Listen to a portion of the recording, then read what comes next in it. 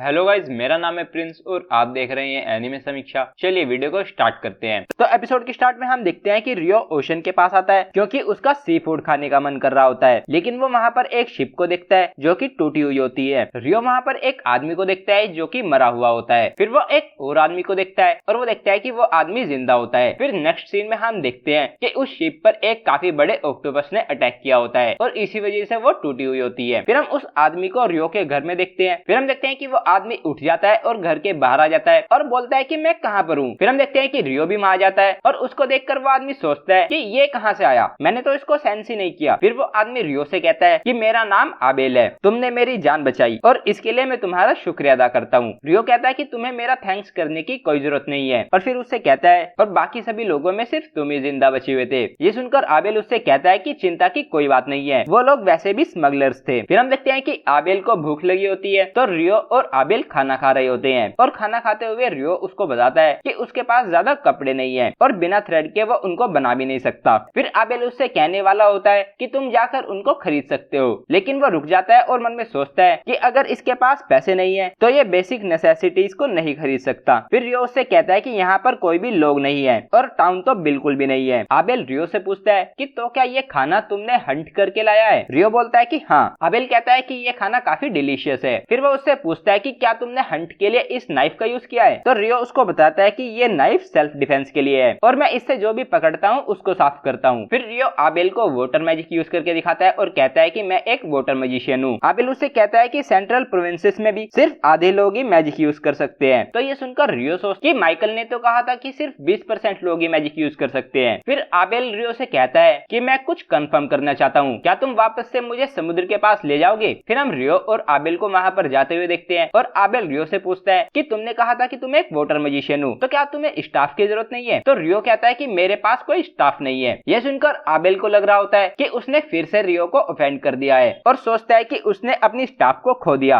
और इसीलिए वो इतनी गरीबी में जी रहा है। फिर वो रियो से कहता है कि अगर कोई भी प्रॉब्लम आ गई तो मैं उसका सामना करूंगा, तुम मेरे पीछे रहना। तो रियो उसको मना करता है, लेकिन फिर आबेल उससे कहता है कि अगर बार बार मुझे ही बचाने की जरूरत पड़ती गई तो ये मेरी रेपुटेशन को खराब कर देगा। तो ये सुनकर रियो उसकी बात मान जाता है। फिर हम देखते हैं कि वह उस जगह पर पहुंच जाते हैं और वो देखते हैं कि वहाँ पर कोई भी बॉडी नहीं होती। फिर हम देखते हैं कि आबेल वहाँ पर कुछ ढूंढता है, लेकिन उसे वहाँ पर कुछ नहीं मिलता। रियो उससे पूछता है कि तो अब तुम क्या करने वाले हो? तो आबेल उससे कहता है कि मैं अपने फ्रेंड से मिलने का ट्राई करूंगा। आबेल कहता है कि टाउन ऑफ लून एक अच्छा स्टार्ट रहेगा, मुझे लगता है कि वो काफी दूर साउथ में है। रियो कहता है कि मुझे नहीं पता कि ये लून नाम की जगह कहाँ पर है, लेकिन ऐसा लगता है कि वहाँ पर जाने के लिए तुम्हें नॉर्थ में काफी दूर तक जाना होगा। फिर आबेल रियो से पूछता है कि क्या तुम मेरे साथ चलोगे? तो ये सुनकर रियो थोड़ा शॉक हो जाता है। फिर आबेल उससे कहता है कि ये एक जॉब जैसा है। आबेल उससे कहता है कि मुझे कोई आइडिया नहीं है कि मैं कहाँ पर हूँ और मुझे नहीं पता कि मैं लून तक कैसे पहुँचूंगा, तो मुझे एक गाइड की जरूरत है। हम देखते हैं कि रियो उसके साथ जाने के लिए मान जाता है और उससे कहता है कि मुझे कुछ प्रिपरेशंस करनी है, तो अगर हम कल निकले तो तुम्हें कोई दिक्कत तो नहीं है?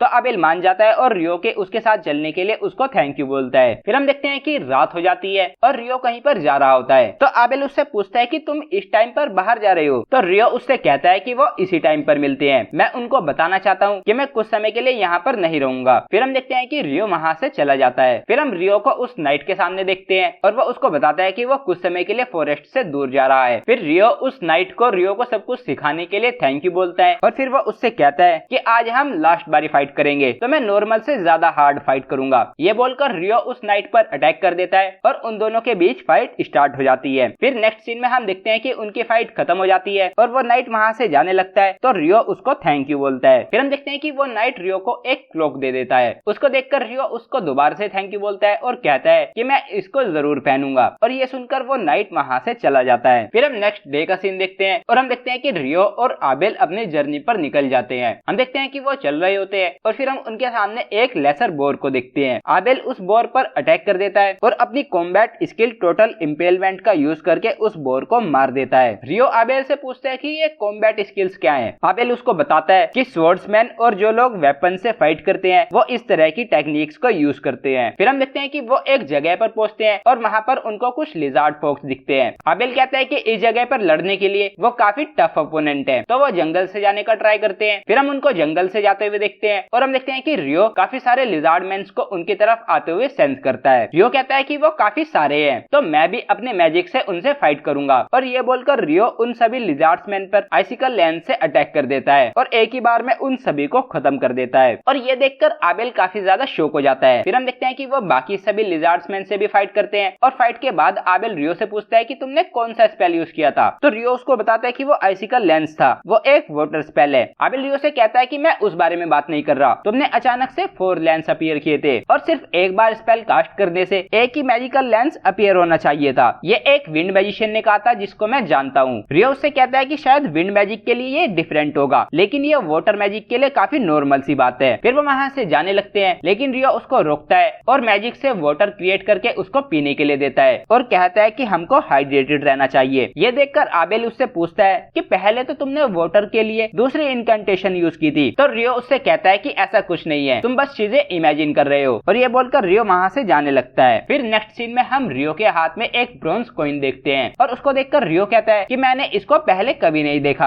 आबेल उसको बताता है कि ये एक ब्रोंज फ्लोरिन है, ये किंगडम ऑफ नाइटले जहाँ पर लून है वहाँ पर यूज किया जाता है। रियो कहता है कि मुझे नाइटले नाम काफी पसंद आया। आबेल उसको बताता है कि सेंट्रल प्रोविंसेस में हर एक कंट्री उनके खुद के कॉइन्स को मिंट करती है और वो सभी जगह पर यूज किए जाते हैं। रियो पूछता है कि क्या नाइटले इन सेंट्रल प्रोविंसेस का पार्ट है। तो आबेल उसको बताता है कि हाँ, वो उनके 3 सबसे बड़े मेजर नेशंस में से एक है और बाकी 2 नेशन है डेबुही एम्पायर और हेंडाइलू फेडरेशन। हम देखते हैं कि रियो को डेबुही नाम बिल्कुल भी पसंद नहीं आता और वो कहता है कि मैं इस तरह के नाम की जगह पर कभी नहीं जाना चाहूंगा। फिर हम देखते हैं कि वो एक काफी ज्यादा अच्छी जगह पर आ जाते हैं जहाँ से उनको बाकी जगहों का बढ़िया व्यू मिल रहा होता है, लेकिन तभी हम देखते हैं कि कुछ पत्थर उन पर अटैक करने लगते हैं और फिर हम देखते हैं कि बाकी सभी रॉक्स भी उन पर अटैक करने के लिए आते हैं। उनको देखकर आबेल कहता है कि ये एक रॉक गोलेम का नेस्ट है। फिर हम देखते हैं कि आबेल एक गोलम पर टोटल इंपेलमेंट से अटैक करता है, लेकिन वो देखता है कि उस अटैक से उस गोलम को ज्यादा फर्क नहीं पड़ता और वो वापस से रिपेयर हो जाता है। फिर रियो उससे कहता है कि मैं एक स्पेल को ट्राई करता हूँ और फिर वो वहाँ पर काफी बड़ा आइस का एक ब्लॉक समन कर देता है और 2 गोलम्स उसके नीचे दब जाते हैं। उस स्पेल को देखकर आबेल काफी ज्यादा शॉक हो जाता है। फिर रियो उस स्पेल को बाकी गोलम्स पर भी यूज करता है। फिर वो दोनों एक आखिरी गोलम के पास आते हैं, लेकिन वो गोलम मूव नहीं कर रहा होता। रियो कहता है कि ऐसा लगता है कि वो ग्राउंड से एनर्जी को एब्जॉर्ब करते हैं और अब हमारे उन पर अटैक करने की वजह से ये ऐसा नहीं कर पा रहे। फिर वो उस गोलम पर एक काफी बड़ा मैजिक स्टोन देखते हैं। फिर वो उस मैजिक स्टोन को कलेक्ट कर लेते हैं और वो आगे बढ़ जाते हैं। फिर वो दोनों एक काफी बड़े मॉन्स्टर बेहेमथ को देखते हैं और रियो उससे फाइट करने की बात करता है। तो आबेल उससे कहता है कि क्या तुम पागल हो। तभी वो देखते हैं कि वहाँ पर कुछ वाइवर्न्स आ जाते हैं। हम देखते हैं कि वो सभी वाइवर्न्स उस बेहेमथ पर अटैक करने लगते हैं, लेकिन वो बेहेमथ मैजिक नेगेशन का यूज करता है और उन सभी वाइवर्न्स को खत्म कर देता है। फिर हम देखते हैं कि रात हो जाती है और रियो आबेल से कहता है कि मैं उनके सेकंड राउंड के लिए काफी एक्साइटेड था। आबेल कहता है कि तुम बकवास मत करो। फिर आबेल रियो से कहता है कि मैंने सुना था कि सिर्फ डंजन्स में ही मैजिक नेगेशन के ट्रैप होते हैं। हम देखते हैं कि डंजन नाम सुनकर रियो काफी ज्यादा एक्साइटेड हो जाता है। वो रियो से पूछता है कि क्या तुम डंजन्स में इंटरेस्टेड हो। तो रियो कहता है कि हाँ, मैं एक दिन उनमें जरूर जाना चाहूंगा। आबेल रियो को बताता है कि सेंट्रल प्रोविंसेस में जो डंजन है वो लून टाउन में है। फिर रियो आबेल से पूछता है कि क्या कुछ और भी ऐसा है जो तुम मुझको बताना भूल गए हो। तो आबेल उससे पूछता है कि तुम एल्व्स और ड्वार्फ्स के बारे में जानते हो, है ना। रियो कहता है कि मुझे उनकी डिटेल्स दो। तो आबेल उससे कहता है कि ड्वार्फ्स काफी स्किल्ड स्मिथ्स होते हैं और वो फाइट में भी काफी अच्छे होते हैं और लून में वो काफी सारे हैं। फिर वो रियो को बताता है कि लेकिन लून में सिर्फ एक ही एल्फ है, वो नॉर्मली जंगलों में रहते हैं और वो वहाँ से ज्यादा दूर नहीं जाते। ये सुनकर रियो कहता है कि मैंने बिल्कुल यही इमेजिन किया था। फिर हम नेक्स्ट डे का सीन देखते हैं और रियो आबेल से कहता है कि जब हम इन माउंटेन्स को पार कर लेंगे तो हम ह्यूमन टेरिटरी में आ जाएंगे। ये सुनकर आबेल उससे पूछता है कि तुम्हारे पास इतनी सारी इंफॉर्मेशन आई कहाँ से। फिर हम देखते हैं कि ये सभी इंफॉर्मेशन रियो को उस ड्रैगन ने दी थी। वो रियो को बताता है कि ये लैंड ईस्ट, वेस्ट और साउथ से समुद्र से घिरा हुआ है और नॉर्थ में काफी बड़ी माउंटेन रेंज होने से ये दूसरे कॉन्टिनेंट से सेपरेट रहता है। तो ऐसा होना काफी मुश्किल है कि कोई भी ह्यूमन साउथ से यहाँ पर नॉर्थ में आएगा। फिर रियो आबेल को कहता है कि तुम्हें ये जानने की जरूरत नहीं, ये एक ऐसा नॉलेज का सोर्स है जो ह्यूमंस के बियॉन्ड है। फिर हम देखते हैं कि वो दोनों चल रहे होते हैं और तभी उनके ऊपर एक ग्रिफिन आ जाता है। उस ग्रिफिन को देखकर वो दोनों काफी ज्यादा डर जाते हैं। तभी रियो उस ग्रिफिन की तरफ एक मीट का टुकड़ा फेंकता है और उसको देखकर आबेल भी उसकी तरफ एक मीट का टुकड़ा फेंक देता है और वो ग्रिफिन उन मीट को लेकर वहाँ से चला जाता है। उसके जाने पर रियो बोलता है कि मुझे खुशी है कि हम उससे बच गए। फिर हम देखते हैं कि वो वापस से अपने रास्ते पे जा रहे होते हैं और आबेल उससे कहता है कि ह्यूमंस इन बीस्ट से लड़ने के लिए नहीं बने हैं। मैंने कभी भी नहीं सुना कि कोई बेहेमथ और ग्रिफिन से बचकर वापस आ जाओ। आबेल कहता है कि इस जगह के साथ जरूर कुछ गड़बड़ है। तो ये सुनकर रियो उससे कहता है कि ये बात करने का काफी रूड वे है, ह्यूमंस ज्यादा हार्ड ट्राई नहीं कर रहे। आबेल पूछता है कि तुम्हारा क्या मतलब है। फिर आबेल बोलता है कि इन माउंटेन रेंज की वजह से बेहेमथ और ग्रिफिन्स ह्यूमन टेरिटरी में नहीं जाते। फिर रियो आबेल से बोलता है कि जो वाइवर्न्स उस बेहेमथ से लड़े थे वह उड़कर नॉर्थ की तरफ आए थे, जिसका मतलब, और तभी वह उनके सामने कुछ वाइवर्न्स को देखते हैं। आबेल रियो से पूछता है कि अब हमें क्या करना चाहिए। तो रियो उनसे फाइट करने की बात करता है, तो आबेल उसको मना कर देता है और कहता है कि उनसे लड़ने के लिए 20 एक्सपीरियंस्ड एडवेंचरर लगते हैं। रियो कहता है कि लेकिन हमें रास्ते में काफी सारे मिलेंगे और हम उनसे कॉम्बैट को अवॉइड नहीं कर सकते। रियो आबेल से पूछता है कि अगर मैं उनको जमीन पर गिरा दूं तो क्या उनसे फाइट करना आसान रहेगा। तो आबेल कहता है कि ये काफी बेटर होगा क्योंकि मैं उनको अपनी स्वॉर्ड से डैमेज कर सकता हूँ। तो ये सुनकर रियो कहता है कि हम उनसे फाइट करेंगे। फिर हम देखते हैं कि ये बोलकर रियो उन वाइवर्न पर आइसिकल लैंस से अटैक कर देता है और फिर आबेल भी उन वाइवर्न्स पर अटैक करके उनको मार देता है। फिर हम देखते हैं कि वहां पर कुछ और वाइवर्न्स आ जाते हैं और रियो उन पर भी आइसिकल लैंस का यूज करके उनको नीचे गिरा देता है और फिर आबेल उनको मार देता है। फिर हम देखते हैं कि वहां पर और काफी सारे वाइवर्न्स आ जाते हैं तो रियो और आबेल उनसे फाइट करने के लिए चले जाते हैं। फिर नेक्स्ट सीन में हम देखते हैं कि वो माउंटेन रेंज को पार कर लेते हैं और यहीं पर एपिसोड एंड हो जाता है। तो गाइस ये था episode 2 of the water magician. अगर आपको वीडियो पसंद आई है तो वीडियो को लाइक कीजिए, चैनल को सब्सक्राइब कीजिए, प्रेस कीजिए बेल आइकन को। मैं मिलता हूँ आपसे नेक्स्ट वीडियो में। Thank you.